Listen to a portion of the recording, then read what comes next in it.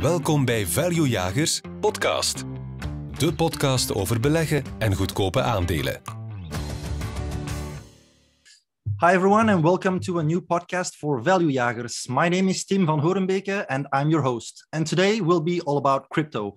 As you might remember, in our latest podcast, we had the honor of having Mark Binns from Big Digital Assets as one of our guests. And today I will bring you another wonderful guest.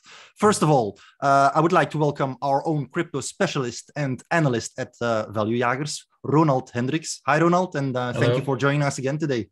Yes, great. Thank you. All right, dear viewers and listeners, moving on to our special guest, the man whom it's all about today in this podcast.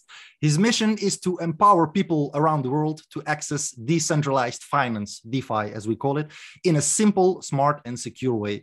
So therefore, I'd like to start off with a big and warm welcome to Mr. Ben Semero. Hi, Ben. Thank you so much for accepting our invitation to this interview. My pleasure, Tim. Great to meet you both. Perhaps a very brief introduction, Ben. So Ben is CEO of WonderFi Technologies, and they develop solutions that make the new digital world of finance accessible to everyone. But please, Ben, go ahead and tell us all about WonderFi Technologies and how you came up with the idea of establishing this company. So the background about myself and my co-founders, we've been in the crypto space for about 5 years. The last company that we started was called First Coin Capital. This was back in 2017. And that firm was an advisory firm, really helping companies navigate blockchain strategy. So we worked with everything from startups all the way up to multinationals who were just really wanting to understand what is this technology all about and why does it matter for us? That was a really great process for us because we got exposure to the whole spectrum. We learned a lot.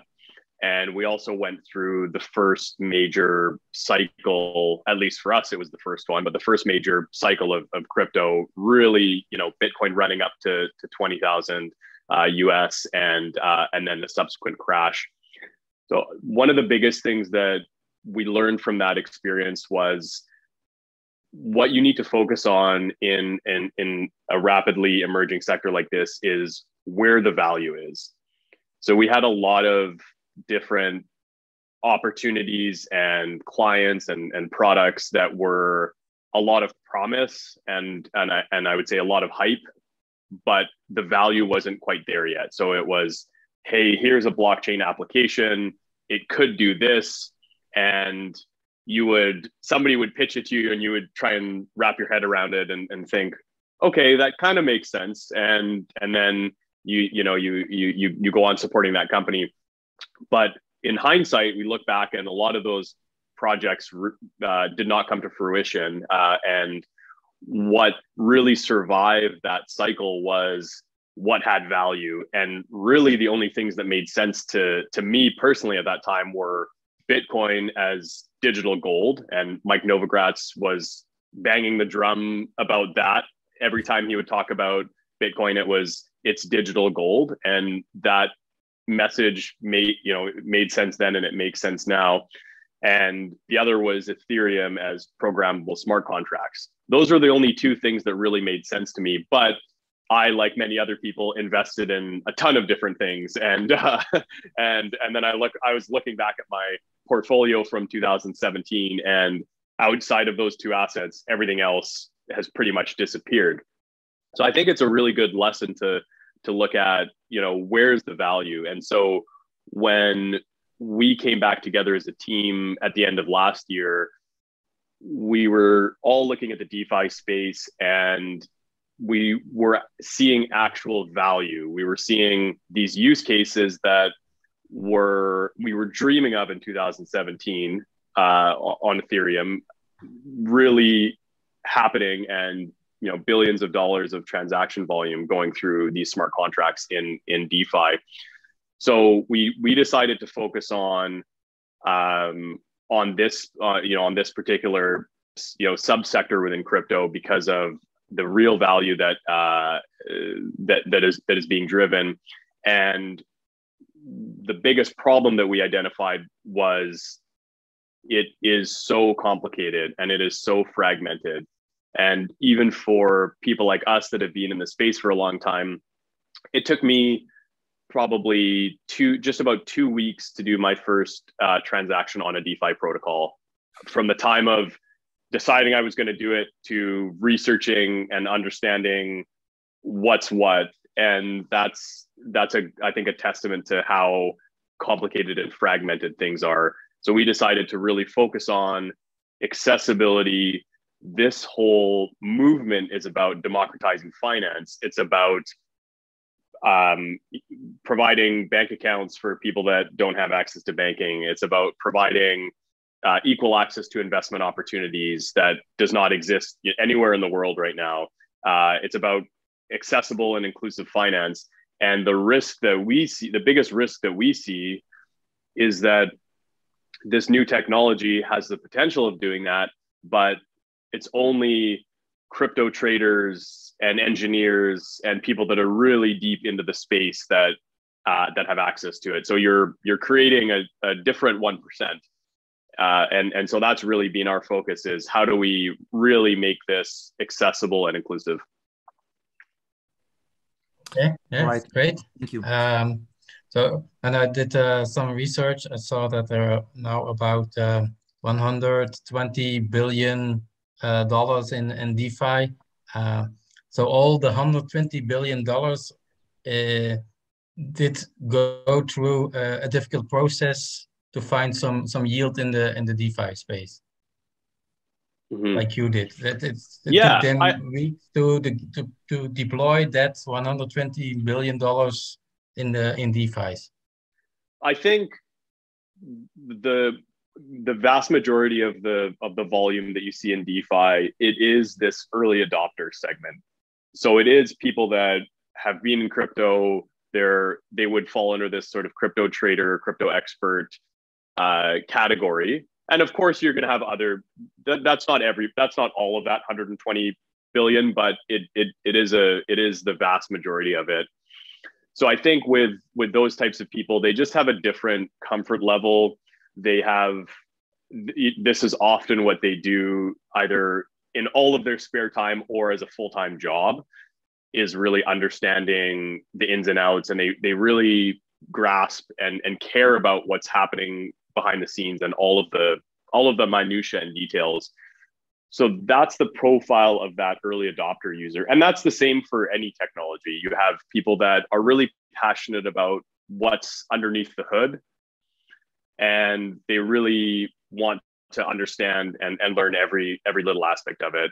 And then when you move into the early majority market segment, which comes after that early adopter segment, the needs and desires of the users completely change. They don't want to know your early users of the internet. So I think when you get past that early adopter segment and you got to something where, like a Netscape Navigator, where anybody can go and browse the internet, you didn't care about what was happening behind the scenes there. You didn't care about what the code looked like, or a lot of the time even what the risks were and things like that. And so what that segment looks for is just ease of use, accessibility, and then really the value, like, why do I care about it? And so that's, I think there's a big educational component that comes with that. And then the rest really comes through helping people to sort of package this up and understand, why do I care about using this? What's important about DeFi? So if I'm correct, so you want to be the WordPress for blogs, now for DeFi contracts. That's for sure. Something like that. The Netscape Navigator of DeFi, in some ways the Expedia of DeFi.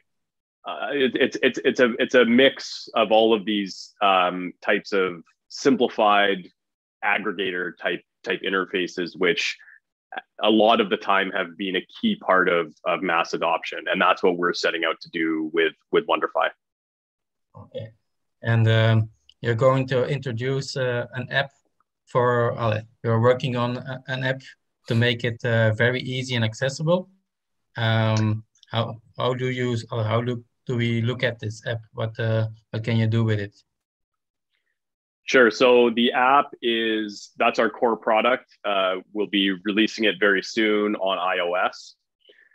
And really what it does is it allows people to get from zero into DeFi in a couple of steps. So if you already have some crypto, you can bring that to the platform. So you can connect any existing wallet that you have, hardware, software, whatever. You can transfer stuff into you can transfer your assets into the app alternatively. But for a lot of our users, they're not going to have crypto to start with. And so you can onboard through your credit card or through a bank account into WonderFi, which is going to open up a number of different opportunities within DeFi. One of the key things about the app is that it's non-custodial. And so when we talk about empowering users to access this space, that comes with owning and controlling your own assets. And that's a really important part of DeFi. And for us, that's really essential. It's a big difference from a centralized exchange where the exchange custodies client assets, whether it's cash or crypto. And that's the status quo right now, whether it's a financial institution or a centralized crypto exchange. But our thesis and our view is that people want to own and control those assets. And there's a bit of an education component there, but it's really important for that autonomy that comes inherent with DeFi. So within WonderFi, users always own and control their own assets.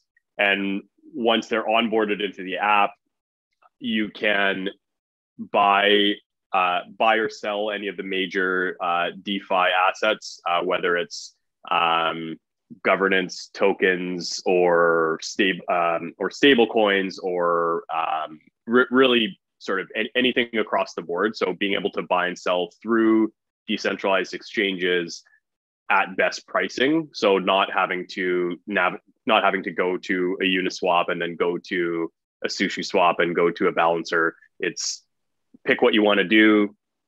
It finds best pricing and you can execute on that. Aside from the trading aspect, being able to earn interest on your assets is definitely a big draw into DeFi. And so that's something that we're doing in collaboration with Circle on stablecoin, on USDC as a stablecoin.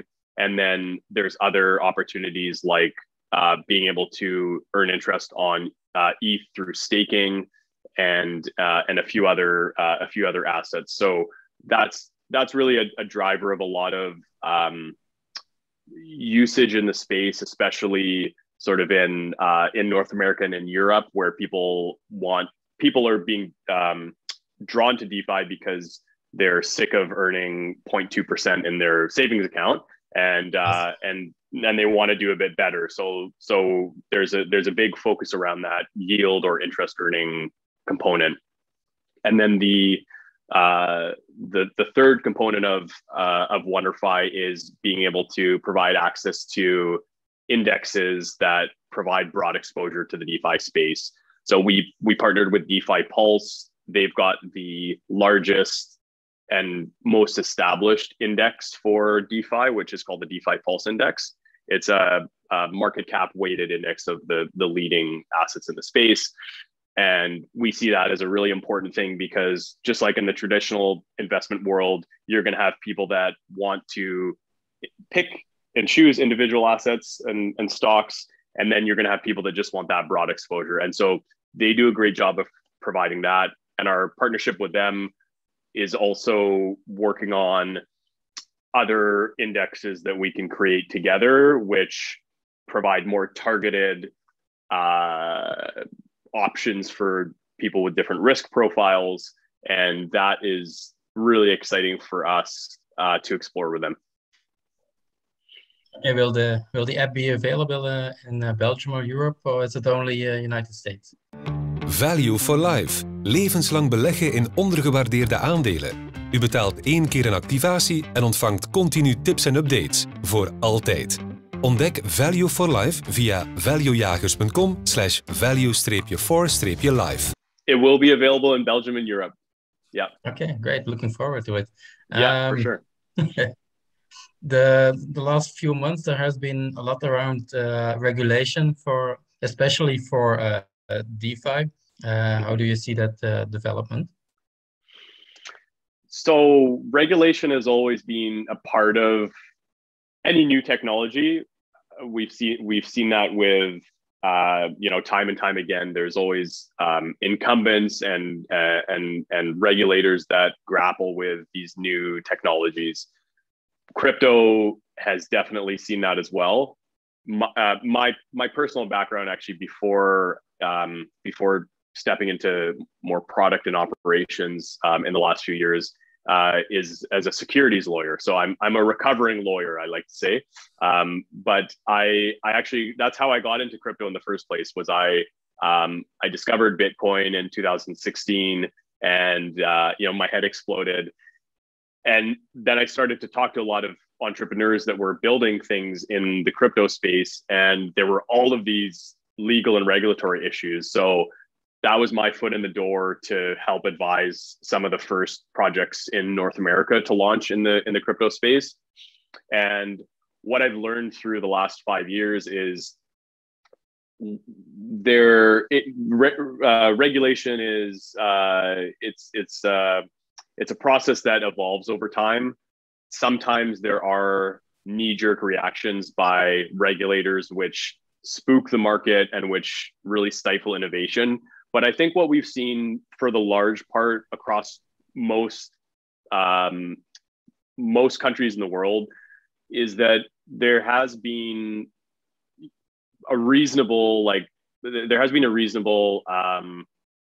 regulatory approach. So I'll talk about Canada first, because that's where I'm located. That's I've worked with the Canadian regulators through a lot of crypto and digital asset businesses in the last 5 years.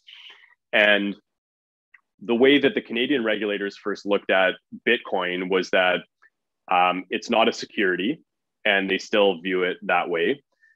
And they did not want to regulate any crypto exchanges, because if there's no securities trading on it, it's not in their jurisdiction. So way back in the day, in 2000, I guess this would have been 2017, I actually went to the Canadian regulators. This was with a previous business, and I tried to get a license for a crypto exchange. And I went through a process with them, and it took about 6 or 8 months. And then they came back to me and said, sorry, these types of crypto assets that you want to offer on this exchange are not securities. Therefore, we will not regulate you.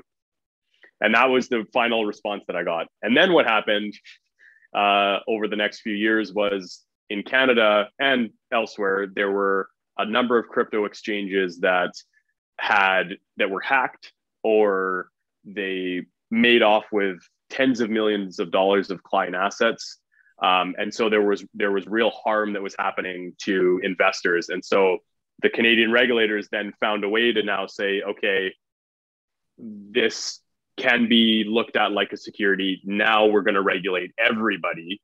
And that's the process that's happening in Canada right now. And you just spoke with Mark Binns, who's the CEO of Netcoins. They just obtained a license, as you'll know, in Canada. So that it's just really interesting to think about that 5 years ago, I tried to do that. And now, because of what's happened in the market, it's mandated. If you don't have that license, you can't operate a centralized crypto exchange in Canada. So there's going to be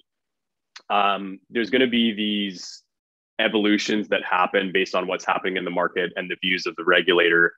But I guess my view at the end of the day is that if the technology provides a better, simpler, more transparent, and more secure way to achieve whatever the goal is, in some cases it's borrowing and lending, in some cases it's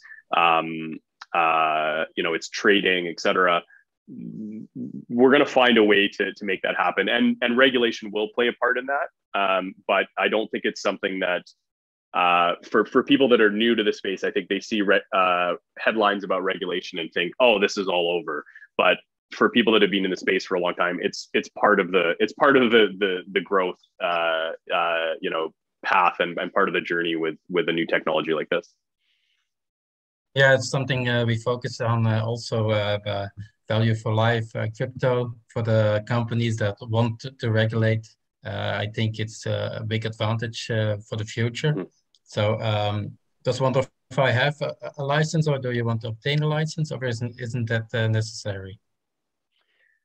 Since our platform's non-custodial, so we don't own and control any client assets,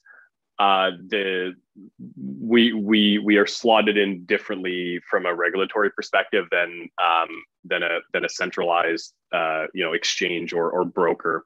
So at this time we don't. That's not to say that we won't pursue licenses or we're not looking at licenses, because depending on the jurisdiction, depending on the license, it does open up other opportunities from a business standpoint to have that, and so we're always exploring, and if it makes sense from a business standpoint, we will explore that. And then of course regulation always changes. If there are changes in regulation, of course we'll be obtaining appropriate licenses as they're required. Okay. I'm looking here at the analysis of WonderFi on our website, and I see a lot of great names on the board and the management team. Can you, like Mark Binns from Big Digital Assets, but also Sean Clark, Dean Sutton, and also Kevin O'Leary, a very strategic investor. Can you tell something about those people and why they are so important? Sure. People like Mark and Sean and Dean and some of our other board members and advisors and investors, I think I look at it as, really kind of fortunate relationships that we've built over the last 5 years, really. So as I mentioned, I started out as a securities lawyer, so I worked closely with a lot of people that were running companies like Hut 8. So Sean was the founder and CEO of Hut 8, and being able to support in that initiative in the very early days, it builds a lot of trust, and it's a great relationship to have and experience. And so there's examples like that with Sean and with Mark Binns and with others that have been early supporters of WonderFi, and it all just sort of came together where myself and Dean and then Kong and Kartik, who are our two technical co-founders, when we aligned on this mission, we just had so much support around us because these were people that we've worked with and built trust with over the years. So we're just really pleased with how that's all come together, and the amount of value that somebody like a Sean Clark, for instance, brings and a Mark Binns to our to us as an executive team is it's immense. They've gone through starting, growing, funding, go public, bringing products to market, scaling, all of the excitement, opportunities, and challenges that come with that only the person in that seat can experience and sort of attest to. And so those types of learnings and sort of mentors that we have in place are extremely valuable for us as we set out to grow WonderFi and to really make it carry out our mission and just solidify ourselves as the next Galaxy Digital in the space. Okay. Sounds great. If WonderFi can grow to be the new Galaxy Digital from DeFi, would be great for our members. I think I have two more questions. I see that you took also DeFi tokens on your balance sheet, Bitcoin, Ethereum, but also Compound, Aave, Yearn, Uniswap. And so this is for me one great way to get exposure to the growth of DeFi. because you have them on the balance sheet. That alone is for me a go to buy the stock. But how else are you going to make money from the app? How do you where does the revenue come from? So to your question about the balance sheet, the way that we see WonderFi stock is the best proxy for the best public market proxy for DeFi. So if you want exposure to DeFi, buying WonderFi is the best way to do that. There's a couple of other public companies in the DeFi space that are just balance sheets. So they're just holding assets, and so the value proposition there is, be able to buy a stock and get exposure to those assets. And I think we looked at that very early. Before we started the company, we were looking at that model, but from our perspective, our view is access to these assets is going to just keep getting better. And so the value proposition for just having a holding company that holds the assets is going to go down. So what we wanted to do was really provide access to the growth opportunities within DeFi, not just on the assets, but on a high growth product, something that's going to bring a lot of new users out of the space. And we just saw this huge white space where far less than 1% of people in the world are using DeFi. And so we've got this huge opportunity to capture users and really help to carry out this mission of inclusive and accessible finance. And so that's sort of how we look at the stock, or kind of us at a corporate level is the best access point to DeFi in a high growth way. In terms of monetization through the app, so there are several different revenue streams that we have access to through the app. A transaction fee, through our indexes, there's a revenue stream there, and then through fiat on ramp and off ramp, when we offer that through the app, those will also be monetization points. So it'll look really the initial goal for us is let's reduce the barriers as much as possible. So you're not going to see significant transaction fees, if any. Initially, it's going to be a very low barrier, just so we can get users in, show them what DeFi is all about, show them why it's important. And then as we build that trust and really begin to expand the products that we can offer through the app, then we'll find strategically we'll be choosing places to monetize, rather than trying to do that too quickly through our launch, the first couple of months of our launch. Okay, and then one more question. How do you see the future of crypto, DeFi, and WonderFi? Let's say I asked the same question at Mark last week. Let's say in 5 years, where does WonderFi? How is it grown? How is crypto grown? DeFi, is it equal of today, or is it much bigger? Ontdek een spotgoedkoop aandeel dat steeds populairder wordt dankzij de podcastindustrie. Gratis te downloaden via valuejagers.com/podcast. DeFi will be much bigger in 5 years. I'll break it down into two sections, I guess. One is the use of stable coins and other DeFi opportunities in emerging markets in developing countries. That we're already starting to see that. We're starting to see places that don't have stable currencies using US dollar stable coins, and the value proposition there is extremely clear, and it's just a matter of time before we start to see that spread more and more and more.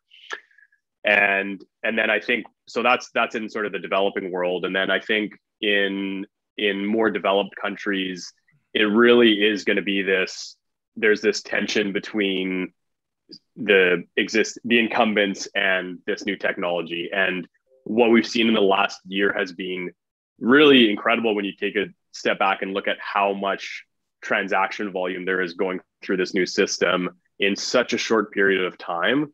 the opportunity and the growth trajectory for this, as long as the accessibility problem gets solved, is huge. It is huge. So I think you're really gonna see massive growth in the DeFi sector, and I think the risk, I would say, so there's a bunch of different risks for that happening, but I think to me the biggest risk is the crypto community keeping I'm just trying to think of the best way to say it, is keeping DeFi to itself.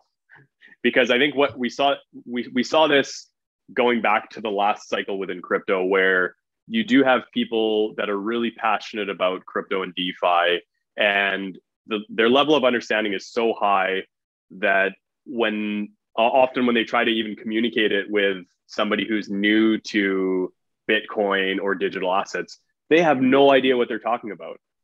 And it freaks people out. I've seen that for many years, and I'm sure you guys have as well. But I think as this matures and we get to this phase where we have an opportunity to cross the chasm and get into more mainstream adoption, it's going to take a lot of mainstream voices, not crypto voices, to help people understand why this is important, and then giving them easy ways to do that. Okay, you're going to provide the app, and we can learn about it, so that we can spread the word how easy it is to invest in DeFi. Absolutely, that is the mission, and absolutely you'll know as soon as we launch it, and yeah, we look forward to chatting with you more about it. Okay, great. Tim, do you have also a few questions? Yeah, actually only one, because I think the majority was already asked by Ronald. You already mentioned that you're going to launch the app very soon, but are there any other things in the pipeline that we can expect in the near future, in the coming weeks or months or so? Mm-hmm. We just closed a $26 million bought deal financing with Canaccord yesterday. And that is exciting for us because we have a product roadmap, which includes our initial app launch, which we talked about a little bit. Mm-hmm. There's a number of additional opportunities on the product side that we've been looking at, and that financing allows us to expedite that process. And so the roadmap looks like iOS, and then we'll be looking at a web app and Android very soon after, and then the actual offerings within those apps is gonna continue to grow. The other thing that we're looking at is I think the crypto space is in some areas very much ready for consolidation. There's a lot of players in certain areas, and so what that means from our perspective is there are a lot of great acquisition targets, and so we're actively looking at opportunities there. And that's not just random companies we want to buy for the sake of buying them. It's very strategic acquisitions that complement what we're doing. So whether that's Web3 wallets or payment processors or anything like that feeds into kind of our core product and our core mission, provides a lot of value. And so that's something to sort of look for as well, or that we're looking at actively. All right, very interesting. All right, Ronald, I don't think you have any more questions. One more thing, because we're a big believer for OneDefi, but not all brokers in Belgium or Holland offer new exchange or OTC market to buy the stock. So is there maybe you're going to NASDAQ or TSX, or how can they buy the OneDefi stock more accessible here in Europe? So we certainly have aspirations for the NASDAQ, which would open that up. That will take some time. And this is a question for you. I know Interactive Brokers, I've heard, understand is one sort of brokerage that is pretty globally accessible. I don't know if people in Belgium have access to that. Yeah, do you know if that's the case? Some do? Yeah, okay. Some brokers. But you need an account with that specific broker, I guess, to be able to do that, or? Yeah, and it's the last few months, OTC in America, some brokers don't want to offer that also anymore because it's too high risk. With Interactive Brokers, our company owns a broker that has a license, and they offer the Neo Exchange, so they can buy with Easy Broker. That's not a problem. But the more bigger mainstream brokers, it's not always the case. Yeah, it's a challenge, and would love to brainstorm with you on this and how we can provide better access, because I think we definitely have our mission is global, and I think we have a lot of interest in North America and globally for access to the WonderFi stock. But as you're experiencing, in some places it is difficult, especially when we're in this OTC phase. We are looking at an opportunity. I can't share too much about it, but we are looking at an opportunity right now, which wouldn't be through a brokerage, but it would provide more global access to the stock. So let me get back to you on that one, because that might be something that that could open up more for investors in Belgium. Okay, great to hear that. All right. I think that we've reached the end of this podcast. Thank you very much, of course, to Ronald and Ben for joining me today, and to our viewers and listeners. I hope you enjoyed this interview. If you do, please hit the like button. And if you're interested at investing in WonderFi Technologies, or if you want to read more about them, you can always visit their website. That's wonder.fi. We at Value Jagers will also continue to keep following them.